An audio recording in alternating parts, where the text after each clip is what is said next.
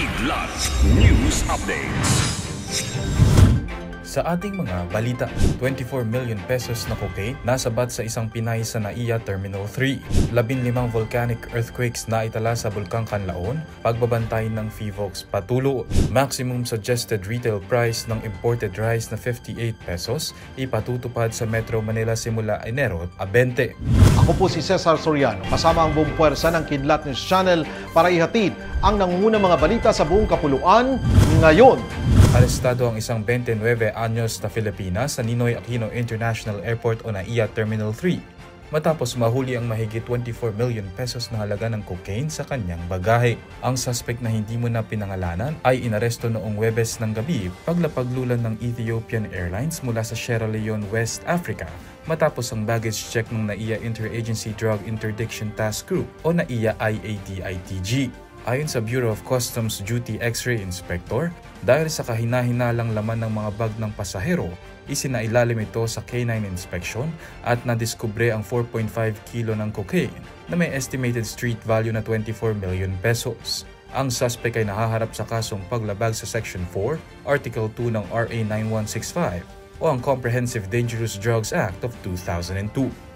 15 volcanic earthquakes mula sa Bulkang Canlaon sa Negros Oriental nitong buong linggo ang naitala ng Philippine Institute of Volcanology and Seismology o FIVOX. Ayon pa sa mga eksperto, ang mga pagyanig ay dulot ng mga paggalaw ng magma sa ilalim ng bulkan na karaniwang nagpapahiwatig ng mga aktibidad sa bulkan.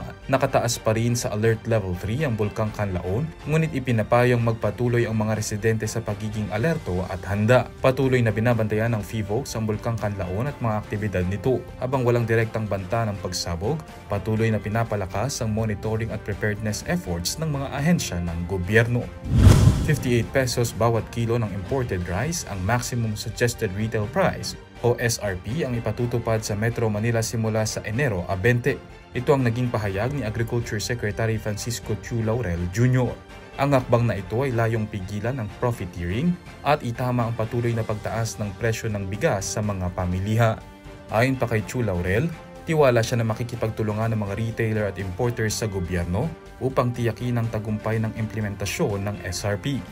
Dagdag pa ng kalihim na ang ahensya ng gobyerno tulad ng Department of Trade and Industry o DTI at National Food Authority o NFA ay magkakaroon ng inspeksyon sa mga pamilihan upang tiyakin na sinusunod ang mga itinakdang presyo. Para sa Kidlat News Update, Renzo Renon nag-uula. Atin niyo pong natunghayan ang mga headlines sa mga nakalipas na oras. Manatiling nakatutok para sa mga susunod na updates at breaking news. Ako po si Cesar Soriano, kasama niyo sa bawat pagputo ng balita.